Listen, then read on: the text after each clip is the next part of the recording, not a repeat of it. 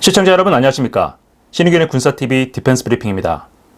일요일 오전에 전해드리는 오늘 디펜스 브리핑은 군사과학기술 면에서 주목할 만한 두 가지 뉴스를 가져왔습니다. 얼마 전에 서태평양 전역에서 실시됐던 발리언트 실드 2024 훈련이 끝났죠. 이 훈련에서 미국이 여러 가지를 실험을 했는데 팔라우 섬에서 굉장히 주목할 만한 무기체계 하나를 선보였습니다. 또 다른 뉴스는 러시아가 T-14 아르마타 전차를 포기하지 않았다라는 소식입니다. 양산이 중단된 것으로 알려졌는데 이 전차를 플랫폼으로 해서 더 강력한 전차를 개발 중이고 거의 완성이 됐다라고 주장하고 있습니다. 스펙상으로 놓고 보면 거의 최강인데 어떤 내용인지 살펴보겠습니다. 먼저 미국이 발리언트 실드 훈련에서 선보인 첨단 무기부터 보고 가시겠습니다. 최근 몇 년 사이 급격한 기술 발전에 힘입어 이제는 무인 무기가 점점 대세가 되어가는 모양새입니다. 미국이 최근 종료된 발리언트 실드 2024 훈련에서 무인 플랫폼을 이용해 탄도미사일을 발사하는 훈련을 실시했다는 소식입니다. 미 육군이 발리언트 실드 2024 훈련 중 서태평양 팔라우 일대에서 어토너머스 멀티도메인 런처를 이용해 에이테킴스 미사일을 발사하는 훈련을 실시했다고 미 육군이 현지 시각 6월 20일 밝혔습니다.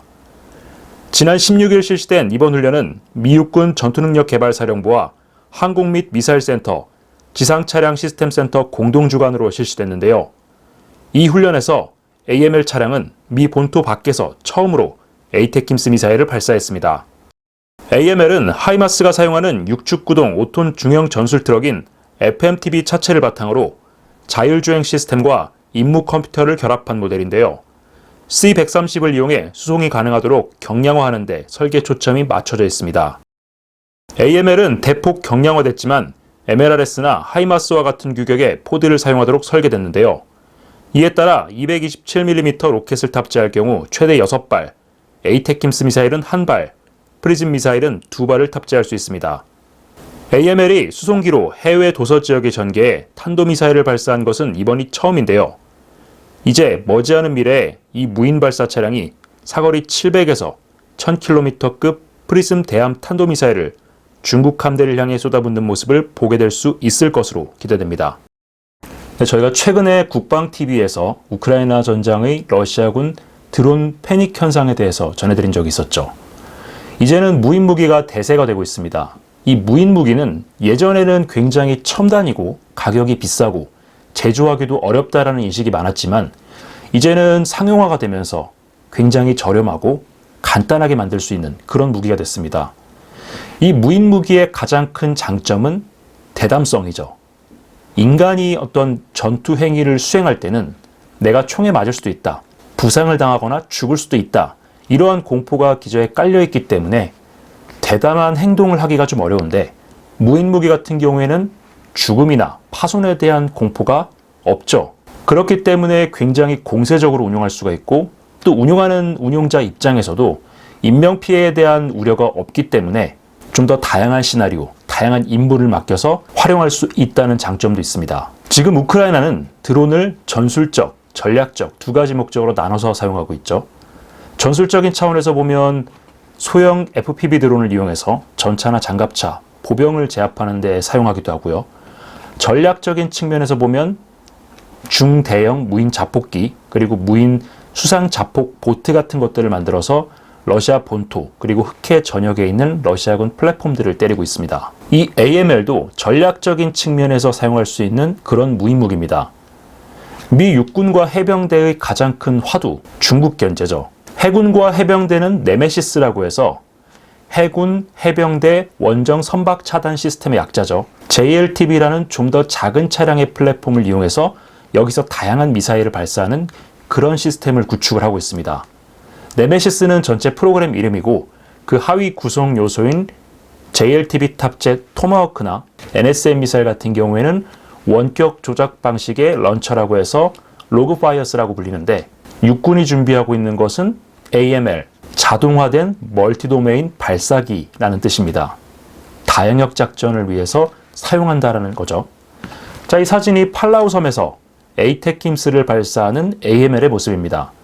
이 AML은 여러 가지가 들어갑니다. 에이테킴스를 쏠 수도 있고 프리즘을 쏠 수도 있고 227mm GMLRS를 발사할 수도 있는데 기본적으로는 이 CG에서 보시는 것처럼 유인화된 하이마스 한 대 그리고 이를 보조하는 무인화된 AML 이렇게 두 대가 한 개 조가 돼서 C-130 수송기 두 대로 수송이 됩니다. 물론 이것은 기본 구성이고 필요하다면은 C-130 수송기를 가지고 이 AML만 실어서 위성으로 원격 제어를 하는 방법도 있습니다.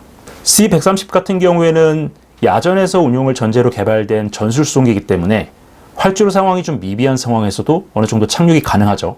그래서 도서 지역에 이 C-130을 띄워서 그 C-130으로 AML을 전개시키고 그 AML에서 각종 투사체를 발사함으로써 임무를 수행을 하는 겁니다. 미국은 육군도 그렇고 해군 해병대도 그렇고 이런 무인 플랫폼을 이용한 중장거리 화력 투사 체계를 점점 더 많이 만들어가고 있습니다. 일단 미국은 인건비가 굉장히 비싸고요. 사람 한 명이 죽었을 때도 국가가 끝까지 책임지기 때문에 사후 비용도 굉장히 많이 들어가죠. 그런 측면에서 봤을 때 이 무인 무기 시스템은 미국에게 정말 안성맞춤인 무기입니다. 자, 그런데 이런 무기 체계를 보면서 우리나라도 고민을 좀 해봐야죠.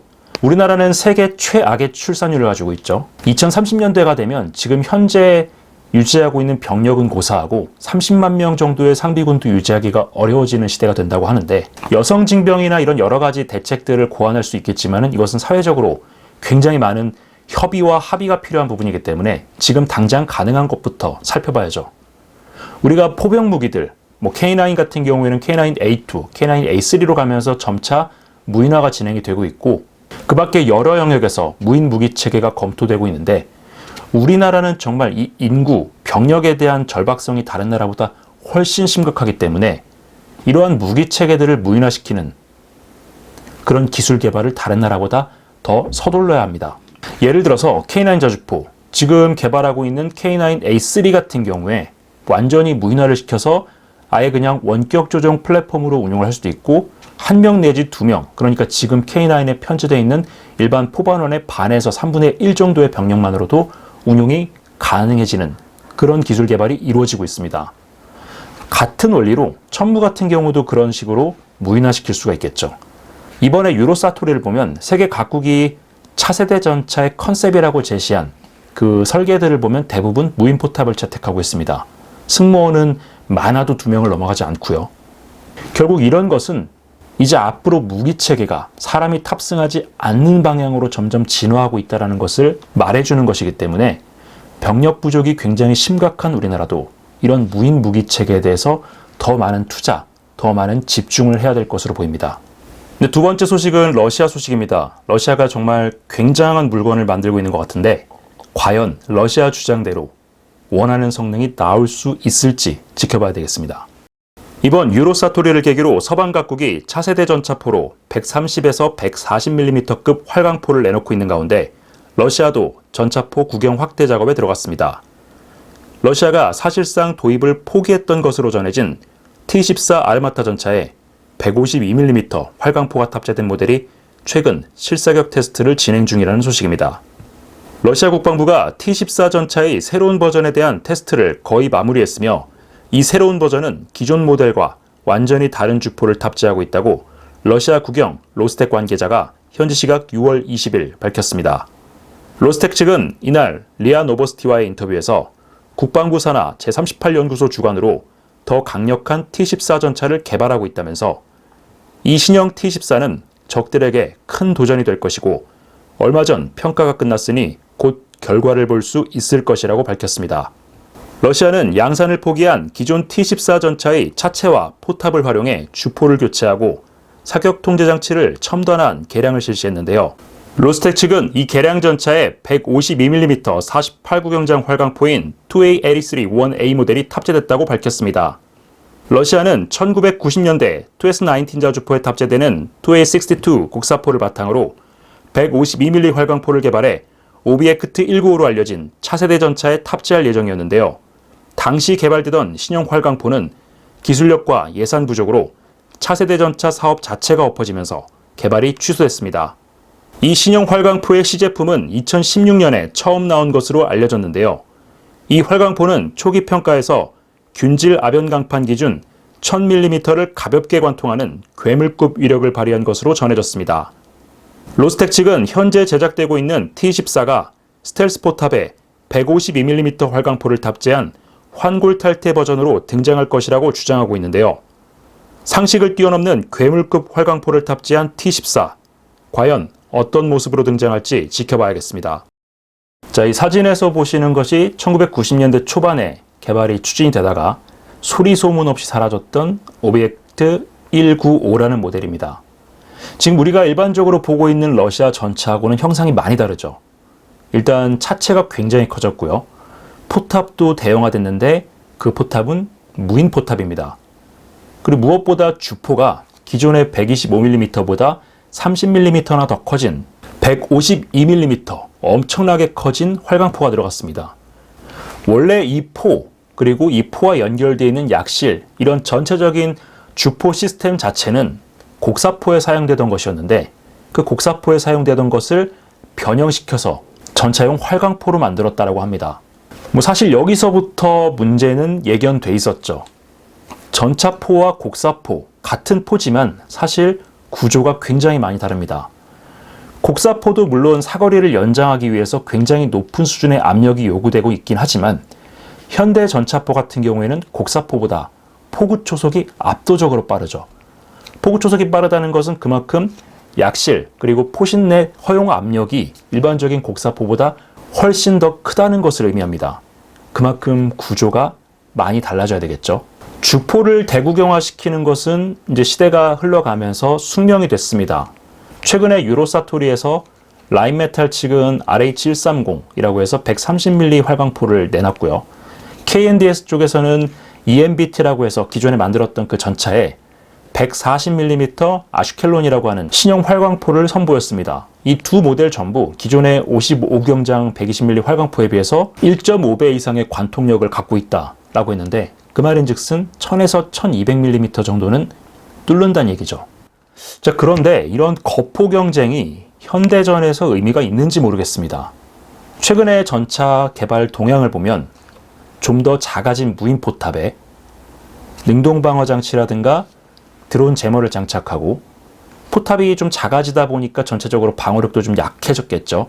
사람이 타지 않으니까 방어력에 상대적으로 덜 신경을 쓰게 된 그런 부분도 있는데 장갑이 상대적으로 얇아졌는데 굳이 이렇게까지 무리를 해가면서 대구경 주포를 탑재할 필요성이 있는가, 이런 의문이 좀 듭니다. 러시아가 이렇게 엄청난 구경의 전차포를 개발하는 이유는 기존에 있었던 125mm에서는 더 이상 관통력을 증대시키는 것이 불가능하다, 이런 판단 때문이었을 겁니다. 보통 전차전을 할 때는 날탄을 쓰죠. 날개 안정식 철갑탄을 사용을 하는데 이 날탄은 운동에너지를 가지고서 장갑판을 관통을 하죠. 운동에너지는 질량 곱하기 속도의 제곱인데 질량은 무한정 늘릴 수가 없습니다. 일단 전차라는 한정된 공간 안에 있어야 되고요. 이 질량 같은 경우에는 새 장비, 그러니까 관통자의 직경 대비 길이를 최대한 길게 빼야 되는데 최대한 길게 빼면 포탄이 너무 길어져서 포탑 내에 수납이 되기가 어렵죠. 그만큼 주포하고 약실도 커져야 되니까 필연적으로 포탑의 대형화를 가져오고요. 자, 그렇다고 해서 이 관통자의 직경을 늘리게 되면 이 직경이 늘어난 만큼 적의 장갑판에 가서 명중했을 때 닿는 면적이 넓어지죠. 그 말인즉슨 운동에너지가 더 넓은 범위로 분산되기 때문에 관통력이 줄어든다는 얘기입니다. 새 장비를 늘리는 데 이제 한계가 왔고 그렇다고 질량을 증가시키는 데는 소재 기술 쪽에서 한계가 왔기 때문에 이제 남은 방법은 하나죠. 속도를 높이는 겁니다. 포구 초속을 극대화시켜서 엄청나게 빠른 스피드로 쏴주는 건데 자, 이렇게 되면 또 한 가지 문제가 발생합니다. 포구 초속을 늘리면 그만큼 높은 에너지의 장약을 사용해야 되고요.